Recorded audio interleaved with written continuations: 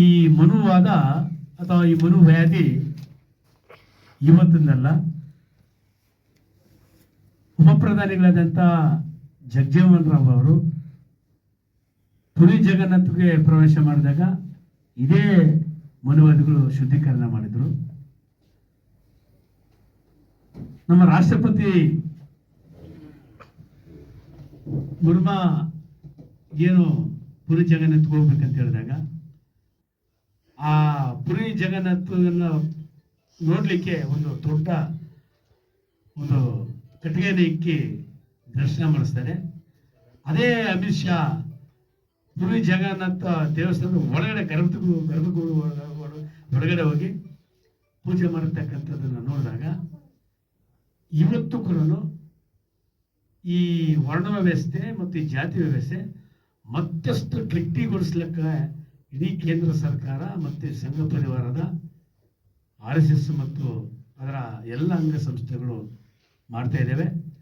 ಇದರ ಬಗ್ಗೆ ಈ ದೇಶದಲ್ಲಿರ್ತಕ್ಕಂಥ ಈ ರಾಜ್ಯದಲ್ಲಿರ್ತಕ್ಕಂಥ ದಲಿತರು, ಹಿಂದುಳಿದವರು ಮತ್ತು ಪ್ರಗತಿಪರರು ಚಿಂತನೆ ಮಾಡಬೇಕು.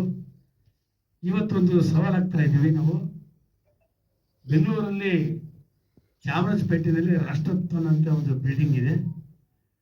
ಆ ರಾಷ್ಟ್ರೋತ್ಥಾನ ಬಿಲ್ಡಿಂಗ್ನಲ್ಲಿ ಎಡಗೈನವ್ರನ್ನ ಪ್ರತ್ಯೇಕವಾಗಿ ಸಭೆ ಮಾಡ್ತಾರೆ, ಬಲಗೈನವ್ರನ್ನ ಕರೆದು ಪ್ರತ್ಯೇಕವಾಗಿ ಸಭೆ ಮಾಡ್ತಾರೆ, ಕುಲಂಬಗಳು ಅಂತ ಇರ್ತಕ್ಕಂಥವ್ರನ್ನ ಪ್ರತ್ಯೇಕವಾಗಿ ಸಭೆ ಮಾಡ್ತಾರೆ, ಅಲಮಾರಗಳನ್ನ ಕರೆದು ಪ್ರತ್ಯೇಕವಾಗಿ ಸಭೆ ಮಾಡ್ತಾರೆ.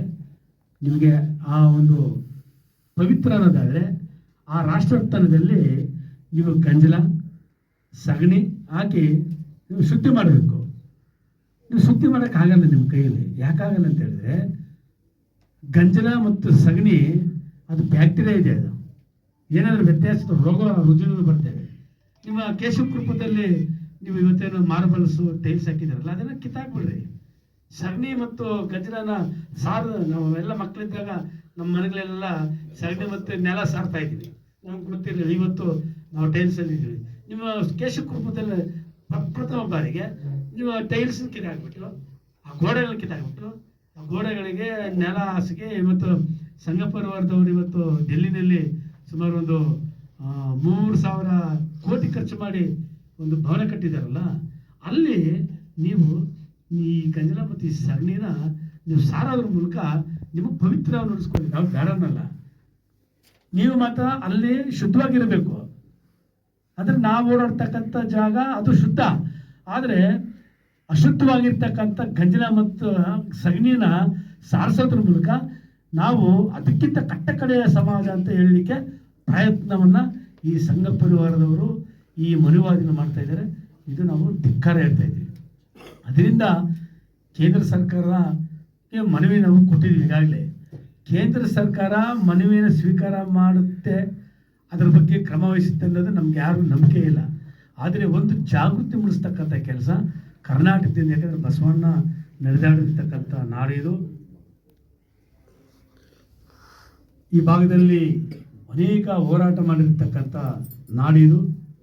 ಇಂಥ ನಾಡಿನ ಮೂಲಕ ಈ ಸಂಘ ಪರಿವಾರದ ಈ ಕೃತ್ಯ ಮಾಡಿದಾರಲ್ಲ, ಇಂಥ ನಾಮರ್ದರಿಗೆ ಉತ್ತರ ಕೊಡ್ತಕ್ಕಂಥ ಕೆಲಸ ಕರ್ನಾಟಕದಲ್ಲಿ ನಾವು ಮಾಡೋದ್ರ ಮೂಲಕ ಏನು ಒಂದು ಮಲ್ಲಿಕಾರ್ಜುನ ಖರ್ಗೆ ಅನ್ನೋರು ವ್ಯಕ್ತಿ ಅಲ್ಲ, ಅದು ಮಲ್ಲಿಕಾರ್ಜುನ ಖರ್ಗೆ ಅನ್ನೋರು ವಿರೋಧ ಪಕ್ಷದ ಅಧ್ಯಕ್ಷರು ಮತ್ತು ನಮ್ಮ ಸಮುದಾಯದ ಮುಖಂಡರು ಮತ್ತು ಹುಟ್ಟುತ್ತಾ ಅವರು ಅಸ್ಪೃಶ್ಯ ಜಾತಿಯಲ್ಲಿ ಹುಟ್ಟಿರ್ತಕ್ಕಂಥ ಅವ್ರಿಗೆ ಮಾಡಿರ್ತಕ್ಕಂಥ ಅವಮಾನ ಇಡೀ ಅಸ್ಪೃಶ್ಯ ಜಾತಿಗೆ ಮಾಡಿರ್ತಕ್ಕಂಥ ಅವಮಾನ ಇದು ನಾವು ಖಂಡಿಸ್ತೀವಿ. ಅದರಿಂದ ಈ ರಾಜ್ಯದಲ್ಲಿರ್ತಕ್ಕಂಥ ಏನು ಮಾನಗೆಟ್ಟ BJPದಲ್ಲಿರ್ತಕ್ಕಂಥ ಮಾನಗೆಟ್ಟ ಯಾರೆಲ್ಲ MLAಗಳು MP ಗಳಿದ್ದೀರಿ, ಮಾಜಿ ಮಂತ್ರಿಗಳಿದ್ದೀರಿ, ನೀವು ಕೂಡಲೇ ನಿಮ್ಗೇನಾದರೂ ಮಾನ ಮರ್ಯಾದೆ ಇದ್ದರೆ ರಾಜೀನಾಮೆನ ಬಿಸಾಕಿ ನೀವು ಹೊರಗಡೆ ಬೇಕು. ಯಾಕಂತ ಹೇಳಿದ್ರೆ ಅಲ್ಲಿ ಆತನಿಗೆ ಖರ್ಗೆ ಅವರಿಗೆ ಅವರು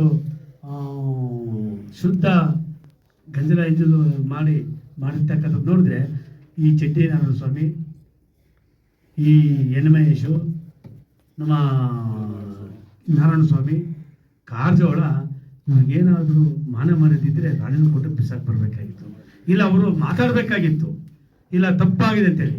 ಇವತ್ತು ತುಟುಕ್ ಬಿಟ್ಟಿಕ್ಕಂತ ಅನಿಸ್ತಾ ಇಲ್ಲ ಯಾರು ನಮ್ಮ ಚಡ್ಡಿ ನಾರಾಯಣ ಸ್ವಾಮಿ. ಮತ್ತು ನಮ್ಮ ಕೊಳ್ಳೇಗಾಲ ಎನ್ ಮಹೇಶ್ ಮತ್ತು ಗೋವಿಂದ ಕಾರಜೋಳ ನಮ್ಮ ಆನೇಕಲ್ ನಾರಾಯಣಸ್ವಾಮಿ. ಹಾಗಾಗಿ ಈ ರಾಜ್ಯದಲ್ಲಿ ಏನು ನಮ್ಮ ಯುವಕರಿದ್ದಾರೆ, ಸಮುದಾಯದ ಮುಖಂಡಗಳಿದ್ದಾರೆ, ಇದರ ಬಗ್ಗೆ ಬಹಳ ಜಾಗೃತಿ ವಹಿಸಬೇಕು.